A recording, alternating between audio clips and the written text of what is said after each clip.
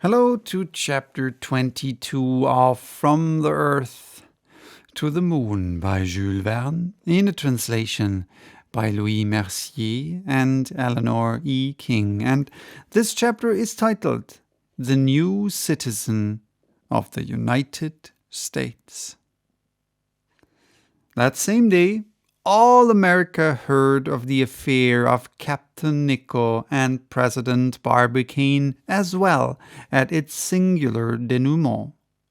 From that day forth, Michel Aldon had not one moment's rest. Deputations from all corners of the Union harassed him without cessation or intermission. He was compelled to receive them all, whether he would or no.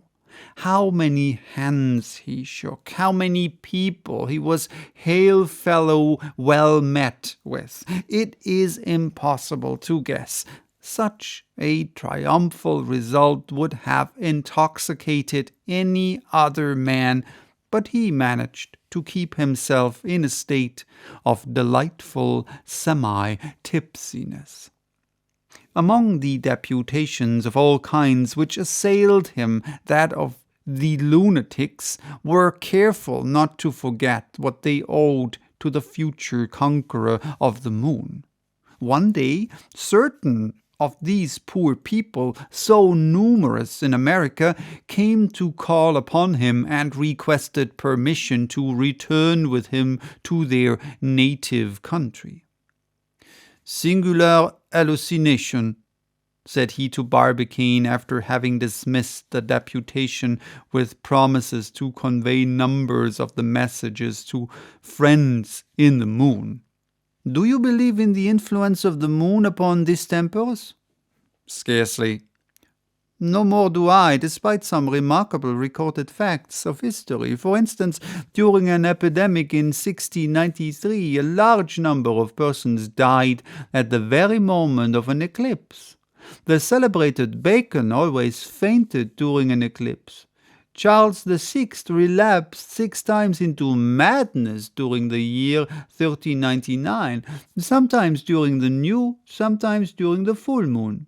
Gall observed that insane persons underwent an accession of their disorder twice in every month, at the epochs of new and full moon. In fact, numerous observations made upon fevers, somnambulisms, and other human maladies seem to prove that the moon does exercise some mysterious influence upon men." "But the how and the wherefore?" asked Barbican. "Well, I can only give you the answers which Arago borrowed from Plutarch, which is 19 centuries old. Perhaps the stories are not true." In the height of his triumph, Michel Aldon had to encounter all the annoyances incidental to a man of celebrity. Managers of entertainments wanted to exhibit him. Barnum offered him $1 million to make a tour of the United States in his show. As for his photographs, they were sold of all size, and his portrait taken in every imaginable posture. More than 500,000 copies were disposed of in an incredibly short space of time. But it was not only the men who paid him homage, but the women as well. He might have married well 100 times over if he had been willing to settle in life. The old maids, in particular, of 40 years and upward, and dry in proportion, devoured his photographs day and night. They would have married him by hundreds, even if he had imposed upon them the condition of accompanying him into space. He had, however, no intention of transplanting a race of Franco-Americans upon the surface of the moon. He therefore declined all offers. As soon as he could withdraw from these somewhat embarrassing demonstrations, he went, accompanied by his friends, to pay a visit to the Columbiad. he was highly gratified by his inspection and made the descent to the bottom of the tube of this gigantic machine, which was presently to launch him to the regions of the moon. It is necessary there to mention a proposal of J.T. Marston's. When the secretary of the gun club found that Barbican and Nicholl accepted the proposal of Michel Aldon, he determined to join them and make one of a smug party of 4. So one day he determined to be admitted as one of the travelers. Barbican, pained at having to refuse him, gave him clearly to understand that the projectile could not possibly contain so many passengers. Maston, in despair, went in search of Michel Aldon, who counseled him to resign himself to the situation, adding 1 or 2 arguments ad hominem.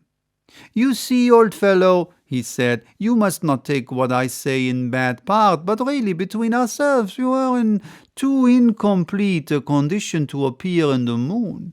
"Incomplete!" shrieked the valiant invalid. "Yes, my dear fellow, imagine our meeting some of the inhabitants up there.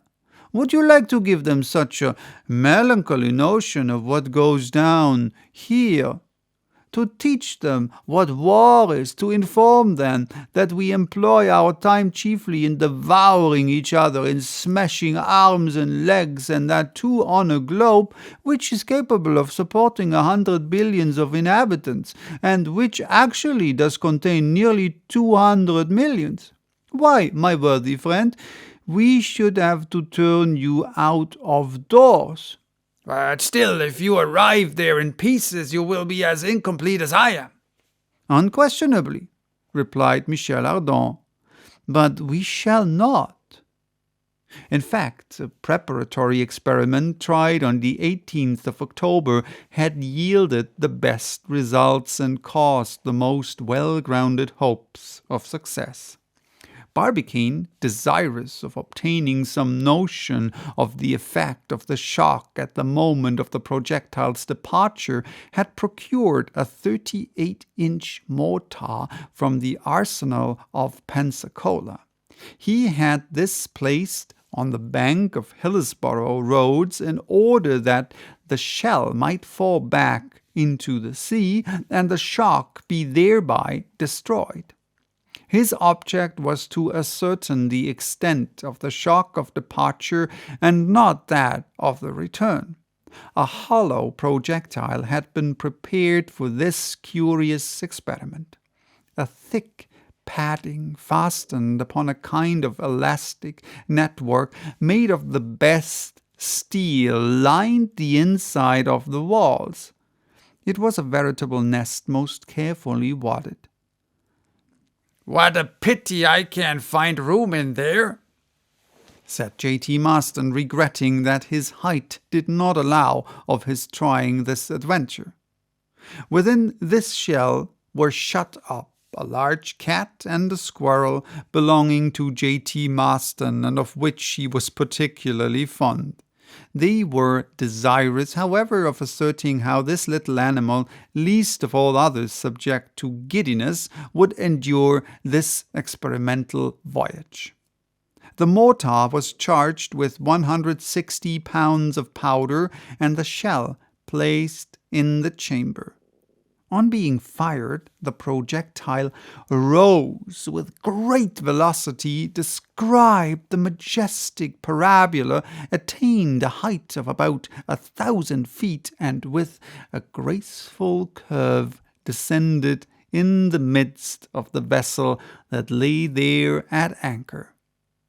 Without a moment's loss of time, a small boat put off in the direction of its fall. Some divers plunged into the water and attached ropes to the handles of the shell, which was quickly dragged on board. 5 minutes did not elapse between the moment of enclosing the animals and that of unscrewing the coverlid of their prison. Aldon, Barbican, Maston, and Nicholl were present on board the boat and assisted at the operation with an interest which may readily be comprehended.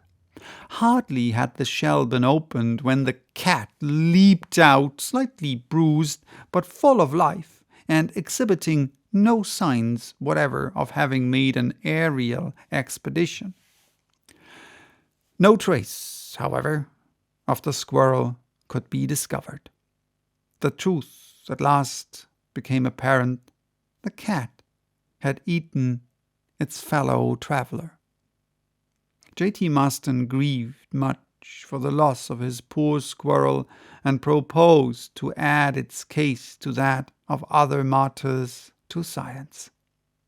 After this experiment, all hesitation, all fears disappeared.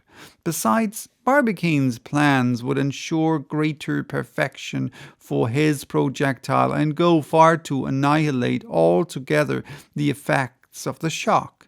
Nothing now remained but to go.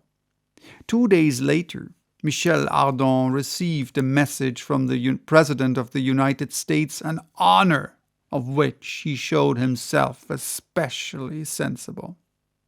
After the example of his illustrious fellow countryman, the Marquis de Lafayette, the government had decreed to him the title of Citizen of the United States of America. So that was chapter 22. Bye-bye. Till next time with chapter 23, titled The Projectile Vehicle.